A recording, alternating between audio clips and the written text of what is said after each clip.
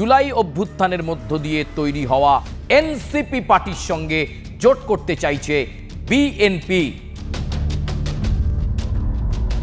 আওয়ামী লীগ বিরোধী যে সমস্ত দল রয়েছে সেই দলগুলোকে সঙ্গে নিয়ে বাংলাদেশের রাজনীতিতে মহাগঠবন্ধন তৈরি করে একটা নতুন সরকারের সৃষ্টি করতে চাইছে বিএনপি। এনসিপি তাদের অবস্থান অনেকটাই স্পষ্ট করে দিয়েছেন। বিএনপিকে তারা জানিয়েছেন একসাথে লড়তে তারা রাজি, কিন্তু আসন লাগবে 50 থেকে 60টা। নির্বাচিত সরকারের প্রতিনিধি হিসেবে ডক্টর ইউনূস প্রধানমন্ত্রীর জন্য ভাবনা চিন্তা শুরু করছেন না। বাংলাদেশের রাজনীতিতে যদি এনসিপি এবং বিএনপির মধ্যে জোট হয়, সমঝোতা হয় আসনের, তাহলে কিন্তু নির্বাচন চিত্তাকর্ষক হবে। বাংলাদেশে এবার মহাগঠবন্ধন, মহাজোট, অনেকে ভাবছেন যে কি ভাবছেন বা কি বলছে, একদম সঠিক কথা বলছি। বাংলাদেশের নির্বাচনের প্রস্তুতি একেবারে বোদা বাংলায় বললে তামঝাম শুরু হয়ে গেছে। কোন পক্ষ কার দিকে যাবে, কার সঙ্গে জোট বাঁধবে, আসনের সমঝোতা কি হবে, এই সব নিয়ে অঙ্ক কষাকষি শুরু হয়ে গেছে। বাংলাদেশের কর্তৃত্ব প্রতিষ্ঠার লড়াইয়ে নির্বাচনে কারা তার দাপট দেখাবে সেই প্রস্তুতি এই মুহূর্তে শুরু হয়ে গেছে বাংলাদেশে। আর এই প্রস্তুতির মধ্যেই বাংলাদেশের যে আপডেট আমাদের কাছে আসতে শুরু করেছে, তাতে জুলাই অভ্যুত্থানের মধ্য দিয়ে তৈরি হওয়া এনসিপি পার্টির সঙ্গে জোট করতে চাইছে বিএনপি। আর বিএনপির পক্ষ থেকে সেই প্রস্তাব পৌঁছে গেল এনসিপির কাছে।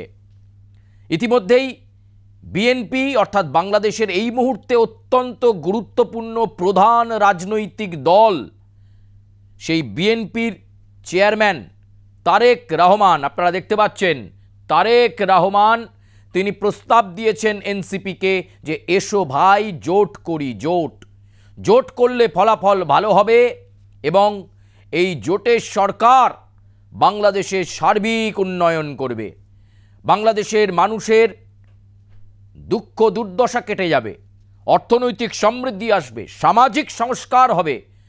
যদিও সংস্কার নিয়ে এর আগে এনসিপি এবং বিএনপির মধ্যে একাধিকবার বৈঠক হয়েছে। এমনকি বাংলাদেশের অন্তর্বর্তী সরকারের প্রধান উপদেষ্টা ডক্টর ইউনূস তিনি বারবার সংস্কারের কথা বলেছেন। সেই সংস্কার নিয়ে বিএনপি এবং এনসিপির মধ্যে আলোচনা হয়েছে আগে, কিন্তু এবার সরাসরি হাতে হাত রেখে জোটবদ্ধভাবে নির্বাচনী লড়াইয়ের প্রস্তুতি নিতে চাইছে বিএনপি, আর তাই এনসিপিকে সঙ্গে নেওয়া। আর এই প্রস্তুতি, এই তামঝাম ইতিমধ্যেই শুরু হয়েছে। আমরা যেটা জানতে পাচ্ছি যে তারেক রহমানের এই প্রস্তাবকে অত্যন্ত গুরুত্ব দিয়ে দেখছে এনসিপি।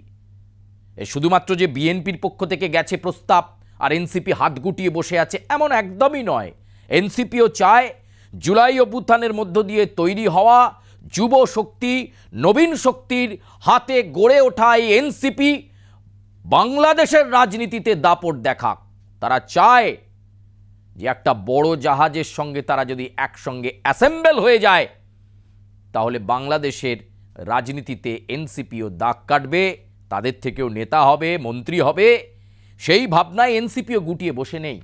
আমরা যেটা জানতে পাচ্ছি ইতিমধ্যেই বিএনপির আরেক নেতা সালাউদ্দিন আহমেদ, সেই সালাউদ্দিন আহমেদের সঙ্গে ইতিমধ্যেই দেখা করেছেন নাহিদ ইসলাম।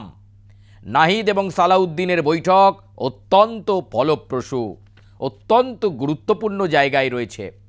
ঠিক এই মুহূর্তে অঙ্ক বোঝার চেষ্টা করছে বিএনপি এবং এনসিপি, এবং ইতিমধ্যেই অন্যান্য বিএনপির নেতারা বলতে শুরু করেছেন যে ফ্যাসিবাদ বিরোধী যে কোনো দলের সঙ্গে জোটে যেতে তারা রাজি রয়েছে। ফলে এই যে আপাতত বিএনপি এবং এনসিপির মধ্যে আলোচনা হচ্ছে, জোট সমঝোতা নিয়ে আলোচনা হচ্ছে, নির্বাচনে ঐক্যবদ্ধভাবে লড়াইয়ের কথা হচ্ছে, এখানে কি আর কোনো দলকেও নেওয়া হবে? বিষয়টা কি মহা গঠবন্ধন, মহা জোটের দিকে যাবে, নাকি বিএনপি এনসিপি এই দুটি দলই একত্রিত হয়ে আসন ভাগাভাগি করে নির্বাচনে লড়াই করবে? এখনো বেশ কিছুটা সময় রয়েছে। বিএনপি বারবার বলছে যে ফ্যাসিবাদ বিরোধী, অর্থাৎ তারা মনে করে আওয়ামী লীগ ফ্যাসিবাদী দল, তাই আওয়ামী লীগ বিরোধী যে সমস্ত দল রয়েছে সেই দলগুলোকে সঙ্গে নিয়ে বাংলাদেশের রাজনীতিতে মহাগঠবন্ধন তৈরি করে একটা নতুন সরকারের সৃষ্টি করতে চাইছে বিএনপি সামনে থেকে লিড করতে চাইছে, সাথে এনসিপি, আর অন্য কোনো দল আসে কিনা সেটার অপেক্ষায় তারা বিভিন্ন যুযুধান রাজনৈতিক শিবিরগুলোর সঙ্গে আলোচনা করছেন। ইস্যু একাধিক রয়েছে: অর্থনৈতিক উন্নয়ন, সংস্কার, বাংলাদেশের ব্যবসা বাণিজ্য, এই সমস্ত দিকগুলো এখন আলোচনার মধ্যে। কিন্তু আমরা যে সূত্রের খবর জানতে পাচ্ছি, এনসিপি তাদের অবস্থান অনেকটাই স্পষ্ট করে দিয়েছেন। বিএনপিকে তারা জানিয়েছেন একসাথে লড়তে তারা রাজি, কিন্তু আসন লাগবে 50 থেকে 60টা, এবং তাদের বিভিন্ন কেন্দ্র ধরে দাবি রয়েছে। সেই দাবিপত্র তারা আর কয়েকদিনের মধ্যেই বিএনপিকে পাঠিয়ে দেবে, এবং বিএনপিকে পাঠিয়ে দিলেই তারপর তারা চূড়ান্ত আলোচনায় যাবে। এখনও জোট নিয়ে চূড়ান্ত সিদ্ধান্ত হয়নি। 50 থেকে 60টা আসন এনসিপি চাইছে। সেই আসন যদি বিএনপি ছেড়ে দেয় এনসিপিকে, তাহলে জোটের রাস্তা একেবারে পরিষ্কার। বাংলাদেশের সাধারণ নির্বাচন কোন দিকে মোড় নেয় সেটা খুব গুরুত্বপূর্ণ। অনেকেই ডক্টর ইউনূসকে বারবার দোষারোপ করেছেন, বারবার তারা বলেছেন যে ডক্টর ইউনূস অন্তর্বর্তী সরকারের প্রধান উপদেষ্টা হিসাবে বাংলাদেশকে সার্বিকভাবে ভালো চালাতে পারছেন না। অনেকে আবার এই গুঞ্জনের মধ্যেই বলছেন যে শেখ হাসিনা নির্বাচনের মধ্য দিয়ে ফিরবে। সেখানে আওয়ামী লীগকে নেওয়া নিয়ে একটা প্রশ্ন রয়েছে। নির্বাচনে আওয়ামী লীগের প্রতিনিধিরা কতটা লড়তে পারবেন, বা আওয়ামী লীগ লড়লে বিএনপি এনসিপির সঙ্গে যদি জোটবদ্ধ লড়াইয়ে সামনাসামনি হয় তাহলে কতটা নেক টু নেক ফাইট হবে, হাড্ডাহাড্ডি লড়াই হবে। এই সমস্ত সমীকরণ এই মুহূর্তে বাংলাদেশের রাজনীতির মধ্যে চলছে। বাংলাদেশের পরবর্তী নির্বাচিত সরকারের প্রধানমন্ত্রী কে হবেন সেই জল্পনাও ইতিমধ্যে চলছে। তাহলে কি কোনোভাবে নির্বাচিত সরকারের প্রতিনিধি হিসেবে ডক্টর ইউনূস প্রধানমন্ত্রীর জন্য ভাবনা চিন্তা শুরু করছেন না? কোনো একটি রাজনৈতিক শিবিরকে তিনি নেপথ্যে হেল্প করছেন না তো? কোনো একটি রাজনৈতিক শিবিরকে কিভাবে চলতে হবে তার গাইডলাইন ডক্টর ইউনূস তৈরি করে দিচ্ছেন না তো? এই জল্পনাও কিন্তু বাংলাদেশের আবর্তের মধ্যে রয়েছে।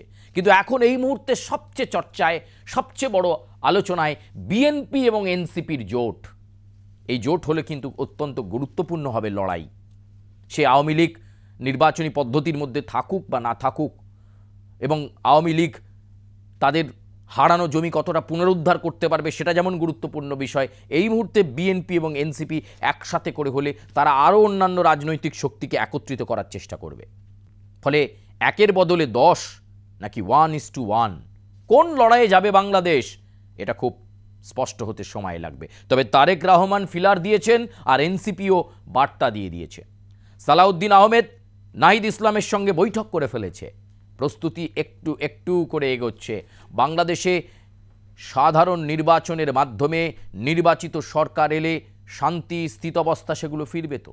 অবশ্যই নির্বাচনী আলোচনায় সংখ্যালঘু, সে দেশের সংখ্যালঘু সম্প্রদায়ের দাবি দাওয়ার এর বিষয়গুলো থাকছে। অস্থির বাংলাদেশে আমরা দেখেছি সংখ্যালঘুদের উপর কিভাবে আক্রমণ হয়েছে, ফলে সেটাও খুব গুরুত্বপূর্ণ বিষয়।